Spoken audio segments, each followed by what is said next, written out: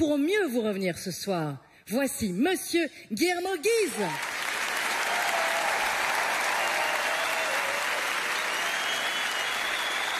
Bonsoir les amis. Ah, bonsoir. Ça va, vous allez bien, vous êtes chaud, etc. Ouais, ça va encore?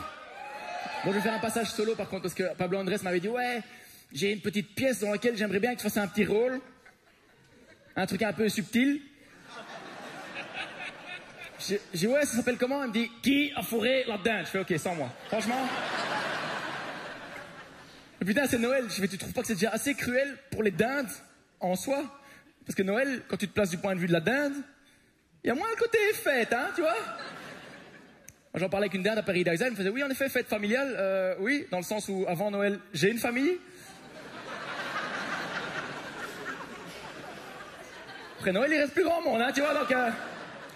Et moi, je fais partie du problème, parce que je suis végétarien, mais je mange quand même de la dinde le 24 décembre. Il y a des végétariens ou pas dans la salle?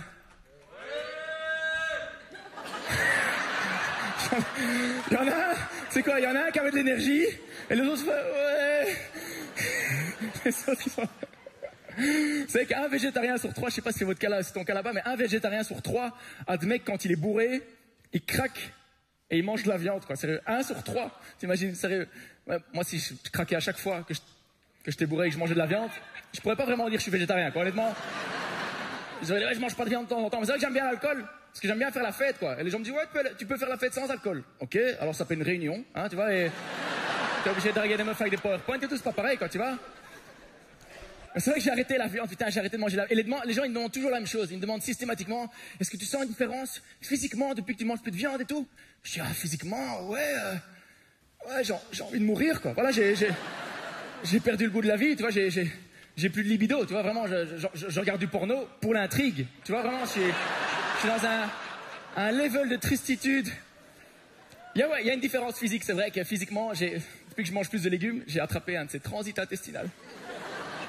C'est une machine de guerre, hein. Mon côlon, c'est Cap Canaveral, franchement. Je vais chier 4 fois par jour, là. J'ai apprivoisé une mouche. On débriefe après et tout. Elle me fait, je sais pas ce que t'as pas mis l'émotion. Enfin, tu vois, un truc...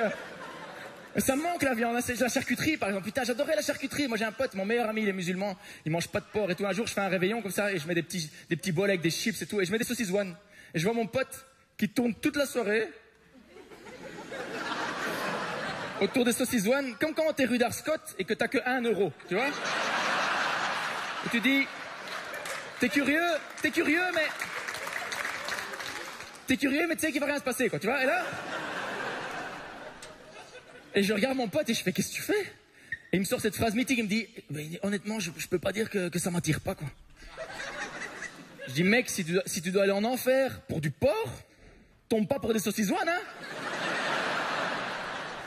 Je vais te présenter du jambon serrano immédiatement, hein. Aller en enfer parce que t'as mangé les saucisses one, c'est comme si tu vas en prison parce que t'as volé un CD de Dave. Tu vois, ça n'a pas de sens, quoi.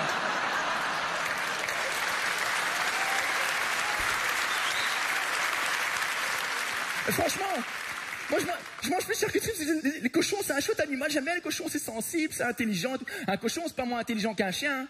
Franchement, un cochon et un chien, tu les fais jouer ensemble à bataille. Ah, ils vont manger les cartes, c'est pas un jeu pour eux, tu vois, mais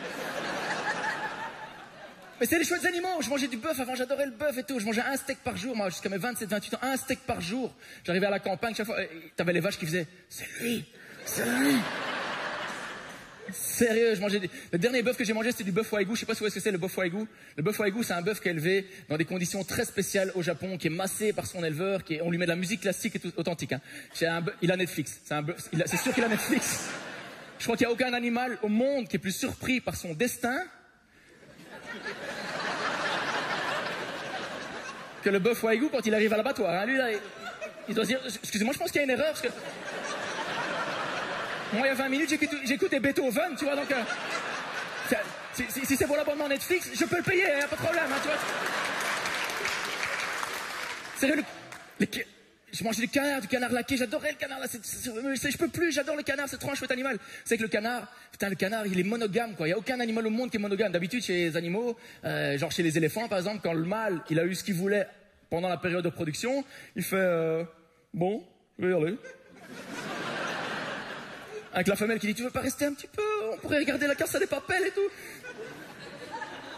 Bon, grosse journée demain au boulot, grosse journée.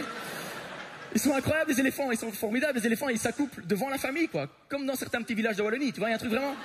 C'est incroyable, non, c'est vrai, je trouve ça formidable.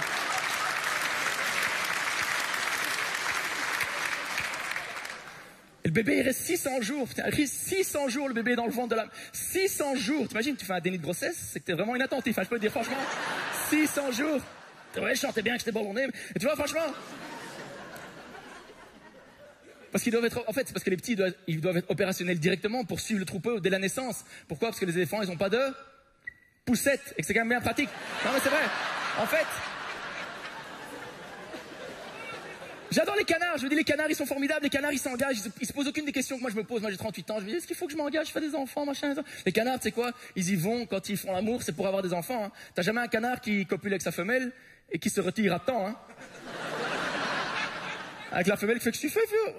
Je sais pas, tu trouves pas qu'on a quand même beaucoup de canards, franchement, enfin dans le contexte climatique et tout. Puis qui jouit dans l'eau, ça. C'est pour toi, Greta Thunberg, tu vois, un truc. Genre, avec les poissons qui font putain, vous faites chier, canard écologiste, on peut jamais nager tranquille. J'adore les canards, tu sais quoi. Et les dindes, je mange la dinde. En fait, la dinde, j'aime bien les dindes, mais j'en mange aussi parce que j'ai pas le choix. En fait, moi, je fais Noël chez ma grande sœur. Et ma grande sœur, elle sait, hein. Elle sait que je suis célibataire, je suis sa seule famille. Et le fait que je sois végétarien, elle s'en bat les couilles. Elle s'en branle avec la main d'un copain. Tu vois, franchement, elle en a rien à foutre. Elle sait que je suis célibataire, j'ai pas d'autre famille, j'ai pas le choix, quoi. Je suis célibataire, je vais pas aller manger le réveillon dans une autre famille, hein. Ça, c'est pas être célibataire, c'est un sans-abri, tu vois. Et la famille, c'est le resto du cœur, hein. Franchement, ma grande sœur, elle s'en fout. L'année passée, j'arrive avec plein de cadeaux. J'arrive le 24 décembre au soir et je vois qu'il y a une énorme dinde dans le four. Ça, je fais, putain, Laurence, tu sais que je suis végétarien? Elle me fait, oh, c'est pas vrai. Elle se tourne vers ses enfants, elle fait, vous saviez que tonton était végétarien? Ils font, non, ils mentent, ils sont dans le complot. Bonne chance pour qu'ils aient des cadeaux cette année, ces petites crevures. Tu vois, mon filleul de 11 ans, je vais acheter une pomme de terre, tiens, ça lui fera les pieds, franchement. Je fais coupe la fine pour faire des frites. Franchement, tu sais quoi? Il y a que ma nièce, j'aime bien parce que ma nièce, elle me fait des petits cadeaux personnalisés et tout. Elle, je vais peut-être trouver un cadeau pour elle. L'année passée, à Noël, elle m'achète, franchement, une bouteille de vin, elle m'achète 2 verres à vin, elle m'achète un bec verseur. Pour le vin, elle m'achète une petite fiole pour mettre la vodka. Il manquait plus que le guide du retard d'Apologne, quoi. Franchement, tu sais quoi? Ça voulait dire, je t'aime bien, tonton, mais je suis au courant pour ton petit problème. Vraiment, c'est un truc comme ça? J'aimerais bien peut-être faire la fête, mais tu peux faire la fête, je sais pas, enfin encore que, hein. C'est-à-dire si je prends la voiture après, c'est-à-dire qu'en Belgique, le taux légal est à 0,5, mais pour le réveillon, tu peux monter jusqu'à 2,40, 2,60 plus ou moins. Je déconseille à tout le monde, évidemment, de rouler bourré pendant le réveillon. Ne roulez pas bourré, d'accord? Je t'aimerais par là, sauf vraiment cas extrême. Coup classique, tu t'as bu, tu dois rentrer en voiture, là t'as pas le choix, tu vois, mais... Meilleur cas extrême, ne le faites pas. Merci d'avoir été là, les amis, bon réveillon à vous!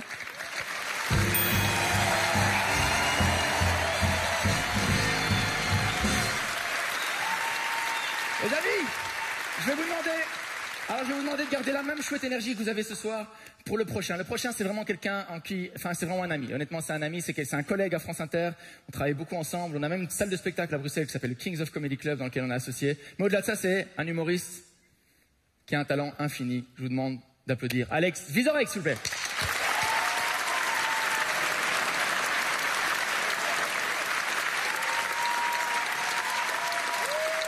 Bonsoir, bon. Alors, c'est mon passage solo. Et c'est le 3e costume qu'il essaye et franchement, j'y crois pas non plus, mais voilà. Attends, parce que je dois... En fait, j'ai fait ton intro et comme c'est pour les caméras, c'est pour la télé, j'ai ripé sur des mots. Donc je vais peut-être refaire juste l'intro si tu veux bien.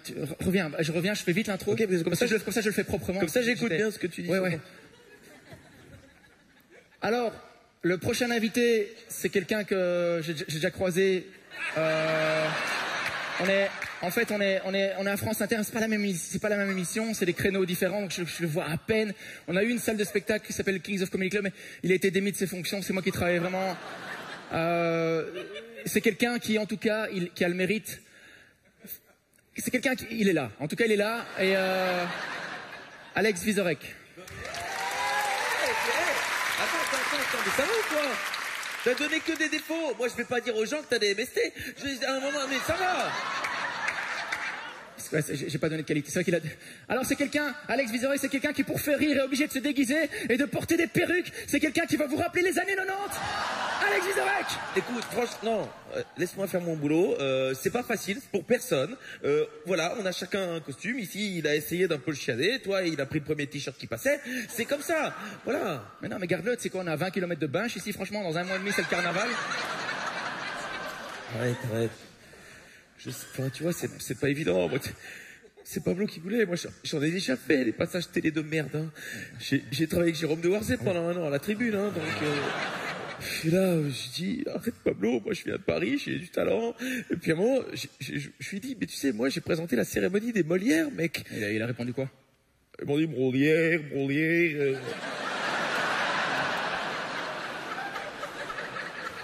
Si t'as un problème avec ta molaire, faut aller chez le dentiste, parler des fifelouf, coup de taser, enfin voilà quoi. J'ai pas compris quoi. J'ai l'impression qu'il y a Geneviève de Fontenay et le grand Jojo comme un enfant. Tu vois, c'est vraiment. Écoute, non. À un moment, il m'a pris par les sentiments, il m'a dit, tu sais, chacun a son costume, et si t'as pas de costume, eh ben, t'as pas de thune. Donc voilà. Et donc voilà, ça a été divisé. Moi, j'ai l'abeille, toi, t'as déguisé en baraki dans ton leg. Et voilà. Et c'est comme ça. Boucle d'or, tu vas terminer dans l'enclos des castors. Tu vas voir. Tu vas bien te calmer, écoute, c'est bon,